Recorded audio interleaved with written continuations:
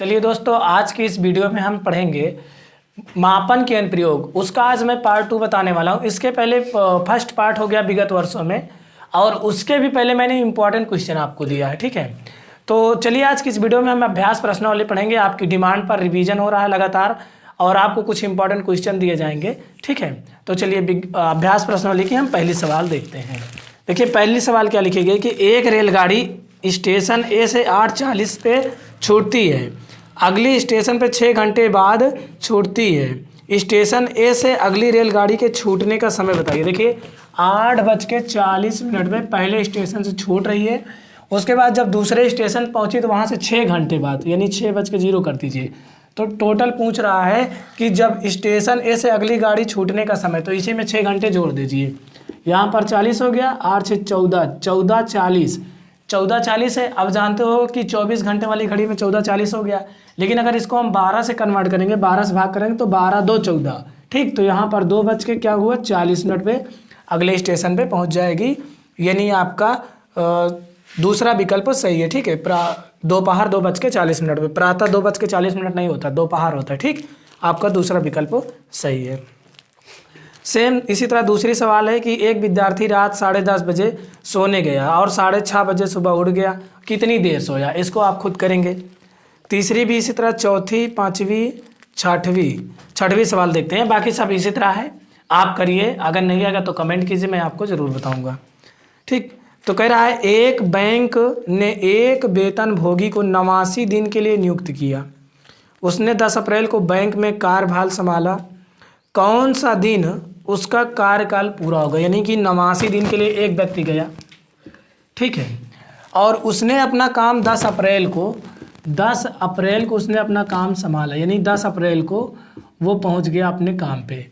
अब देखिए 89 दिन कब तक होता है वही जोड़ना है कि किस दिन। 21 यानी 10 तारीख को गया तो अप्रैल 30 का महीना होता है, तो अप्रैल में 10 को गया तो जिस दिन से गया उस दिन से जोड़ा जाएगा।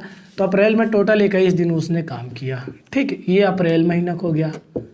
अब इसके बाद अप्रैल के बाद क्या आता है? मई आता है। मई में 30 दिन होता है कि 31 दिन। जून नवंबर जानिए, अप्रैल सितंबर 30, यानी कि 31 दिन की मई होती है मई में। मई के बाद आ गया जून। ठीक है, तो जून में होता है 30 दिन। ठीक है, अब इसको हम जोड़ लेंगे तो कितना हो जाएगा? देखिए 1 1 2 और 3 2 5 5 3 8। देखिए 3 3 6 2 8, 82 दिन हो गया यहाँ तक। ठीक है, 82 दिन टोटल हो गया मई तक। अब इसके बाद 30, यानी कि जून है ये, 30 जून को उसका 82 दिन हो गया। अब इसके बाद हमको जून के बाद क्या आता है? जुलाई। अब 82 में कितना दिन और बचा? 82 में कितना जोड़ेंगे कि 89 हो जाएगा? 89 में हम 82 अगर माइनस कर दें तो हमें पता चल जाएगा 9 में 2 के 7, तो 7 दिन है। जून के बाद क्या आता है? जुलाई, यानी 7 जुलाई को उसका कार्यकाल पूरा हो जाएगा। आपका तीसरा विकल्प सही है। ऐसे देखिए 82 दिन यहाँ तक हो गया, 82 में 7 जोड़ेंगे तभी तो 89 आएगा। तो 7, ये 30 जून को क्या हुआ? 82 दिन। तो 30 जून के बाद 7 दिन जोड़ेंगे तो 7 जुलाई होगा। यही आपका उत्तर है। ठीक है, देखिए सवाल नंबर 7 कह रहा है एक विद्यार्थी रात्र में 9:30 बजे सो जाता है और वह प्रातः 4:15 पर जागा। विद्यार्थी कितनी देर सोया? इसको आप खुद करेंगे। आप सोते हो जागते हो, मान लीजिए आप 9:30 बजे सोए रात में और सुबह 4 बजे उठ गए, यानी 4:15 पे। आप खुद जोड़िए कि कितना देर आप सोए, वही पूछ रहा है। ठीक, सवाल नंबर 8 देखते हैं। कह रहा है कि पानी की एक टंकी 6 मीटर लंबी है। जो पानी की टंकी है वो 6 मीटर लंबी है। लंबाई कितना दिया? 6 मीटर। और कह रहा है कि 4 मीटर चौड़ी है। चौड़ी कितना है? 4 मीटर। और ऊंचाई जो दिया है, टंकी की ऊंचाई 1/2 मीटर ऊंची है। तो पूछा जा रहा है टंकी की धारिता क्या है? यानी कि धारिता मतलब होता है आयतन, टंकी की धारिता, कि टंकी में कितना पानी आएगा, यही पूछा जा रहा है। ठीक, कोई टंकी है वो 6 मीटर लंबी है, 4 मीटर चौड़ी है और 1/2 मीटर ऊंची है। ठीक, ऐसे ऊंची है। तो पूछा जा रहा है टंकी में टोटल कितना पानी आएगा। धारिता मतलब होता है कितना पानी आएगा, नाप। तो यहाँ पर टंकी की धारिता हम निकालेंगे कैसे? टंकी की धारिता लंबाई गुणे चौड़ाई गुणे ऊंचाई 1/2, तीनों का हम गुणा कर देंगे। ठीक है, ये फार्मूला होता है। तो 6 गुणे 4 गुणे 2 का नाम 2 है 3/2, इसको हम सिंपल फ्रैक्शन में बदल लेंगे। अब यहाँ से देखिए 2 का नाम 2, 2 दूनी 4, इसका हम गुणा करेंगे। 6 12 2 है, 6 दूनी 12 12 पड़ा 3 दही 12 3 36 घन मीटर, यानी कि आपकी जो टंकी की धारता वो 36 घन मीटर की है। आपका दूसरा विकल्प सही। सवाल नंबर 10 देखते हैं। 9 वाली छोड़ दीजिए, उसमें बताना है कौन नंबर कितने बजे पहुंची, आप जोड़कर खुद कर सकते हैं। 10 देखिए इंपॉर्टेंट सवाल कह रहा है कि 10 मीटर लंबी तथा 10 मीटर चौड़ी एक आयताकार टंकी में 2 मीटर गहराई तक पानी भरा है। कोई टंकी है ऐसे, ठीक है, ये टंकी है और ये टंकी कह रहा है 20 मीटर लंबी है, 20 मीटर ये लंबी है, ठीक है ऐसे। अब उसके बाद 10 मीटर चौड़ी है, ये 10 मीटर क्या है, चौड़ी है। उसके बाद इसमें 2 मीटर गहराई तक पानी भरा है। मान लीजिए इतना दूर तक ऐसे से पानी भरा है, 2 मीटर तक पानी भरा है, ठीक है। तो कह रहा है कि इसके पानी को 10 मीटर लंबी तथा 5 मीटर चौड़ी दूसरी आयताकार टंकी में डाल दिया जाए तो दूसरी टंकी की गहराई बताइए। एक टंकी मान लीजिए और ऐसे है, इस टंकी में इस पानी को डालना है, जो इसमें पानी भरा है इस पानी को इस टंकी में डालना है। तो पूछा जा रहा है कि जो ये टंकी है इसकी दिया है लंबाई, ये 10 मीटर लंबी है और उसके बाद ये चौड़ी है 5 मीटर। 5 मीटर क्या है, चौड़ी है। पूछा जा रहा है कि इस टंकी की गहराई क्या है, मतलब इस टंकी में कितना पानी आ सकता है, यच पूछ रहा है। गहराई मतलब यच होता है, ठीक है। तो हम कैसे निकालेंगे, जो इस पहली टंकी है इसका हम देखेंगे इस पहली टंकी में कितना पानी आ रहा है, उसके बाद हम दूसरी में देखें कितना पानी आ रहा है। दोनों की हम जब तुलना करेंगे तो अपने आप पता चल जाएगा। तो यहाँ पर जो पहली टंकी का आयतन होगा, इसका आयतन होगा लंबाई गुणे चौड़ाई गुणे गहराई, यानी कि लंबाई 20 मीटर हो गई और चौड़ाई 10 मीटर, ऊंचाई यानी गहराई जो है वो 2 मीटर हो गई। और इधर हम बराबर इसकी भी तुलना करेंगे। लंबाई देखिए 10 मीटर दिया है, पहले 10 ही लिख देते हैं, गुणे चौड़ाई 5 दिया है, जो गहराई है यच मान लेते हैं कि यच मीटर गहरी है दूसरी टंकी, ठीक। अब यहाँ से देखिए क्या होगा, इसको हम 10 गुणे 20 गुणे 2 लिखेंगे। अब देखिए ये दोनों गुणांक में है तो इधर आ जाएंगे तो किस में आएंगे, बटे में आएंगे, 10 गुणे 5 और इधर यच अपने स्थान पे बचा रह जाएगा। देखिए ये गुणांक में है, अगर बराबर के इधर आएंगे तो बटे में पहुंच जाएंगे, यच इधर बचा रहेगा।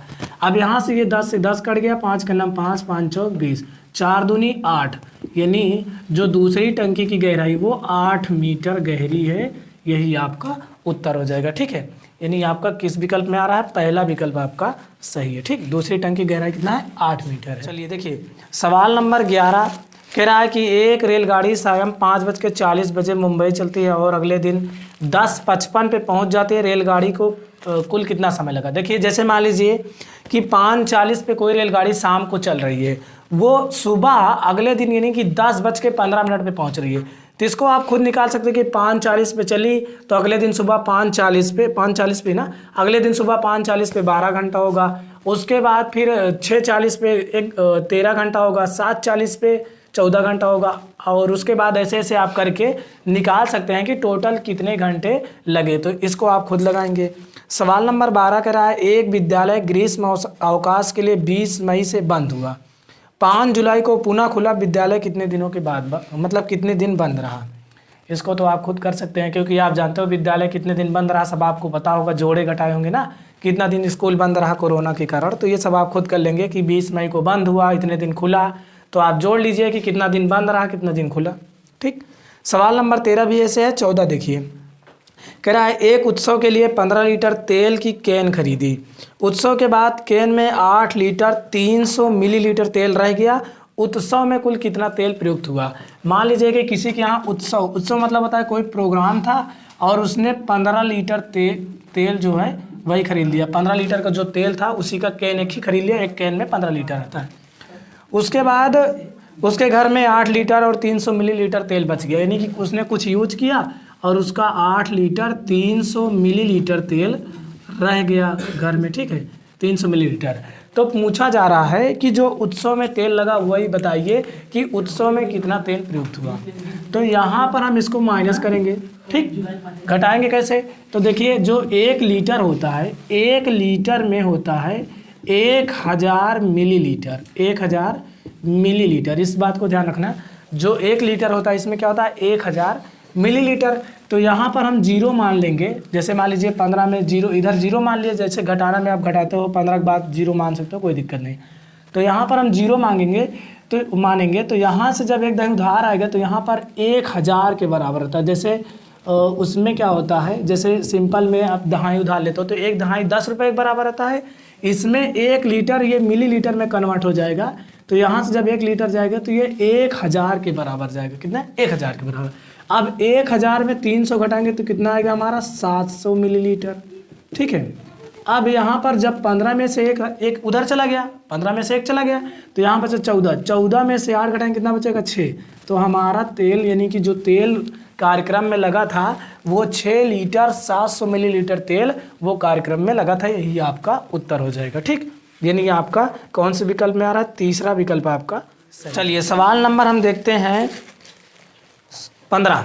कह रहा है कि 6 महीने 7 सप्ताह और 16 दिन मिलाकर टोटल कितने दिन बनेंगे, यानी टोटल कितना दिन होगा। तो जो महीना है इसको हम कन्वर्ट करेंगे दिन में, तो 30 हो जाएगा। एक महीना में 30 दिन, 30 का अनुमान लेकर चलिए आप। एक सप्ताह में 7 दिन होते हैं, 7 से गुणा प्लस 16 दिन ऐसे रहने देंगे। इसका हम गुणा करेंगे 6 3 18 180 हो गया, 7 7 49 प्लस 16। ठीक है। अब देखिए इसको हम टोटल जोड़ देंगे। 0 9 9 6 15 की 5 1 4 1 5 8 5 13 1 14 1 में जोड़ेंगे 245 दिन। टोटल कितना हो गया? 245 दिन। यानी आपका किस में आ रहा है? चौथा विकल्प आपका सही है। सवाल नंबर 16 देखते हैं। कह रहा है 6.5 कुंटल किसके बराबर है, यानी कि 6.5 कुंटल जो है वो किसके बराबर होगा। तो यहाँ पर हम क्या लिखेंगे? 6.5 गुणे 1 कुंटल में कितने किलोग्राम होते हैं? 1 कुंटल में 100 किलोग्राम। अगर आप 100 किलोग्राम को मिलाओगे तो 1 कुंटल बनेगा। तो इसका हम गुणा करेंगे तो क्या हो जाएगा? 650 एक 0 और। ठीक, 65 लिख के 00 1 अंक के बाद पॉइंट यहाँ आ गया। 650 किलोग्राम ये हमारा उत्तर होगा, यानी आपका तीसरा विकल्प सही है। सवाल नंबर 24 कह रहा है आधा दर्जन केलों का दाम 30 रुपया है, तो 2 दर्जन केलों का दाम। आधा दर्जन में क्या होता है? आधा दर्जन बराबर 6 केला, यही होता है ना, 6 केला।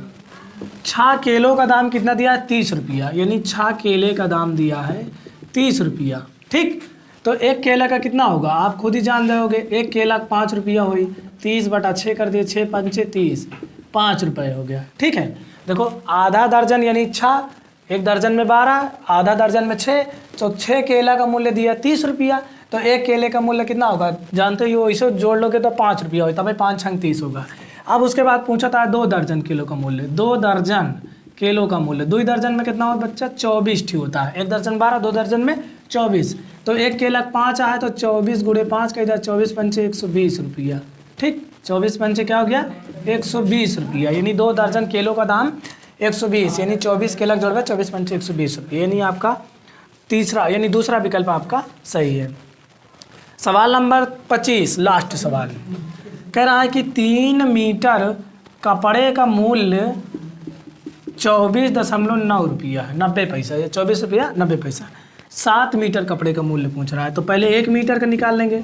1 मीटर का 24.90/3, तो 7 मीटर का क्या होगा? 7 से गुणा हो जाएगा, 7 गुणे 24.90/3।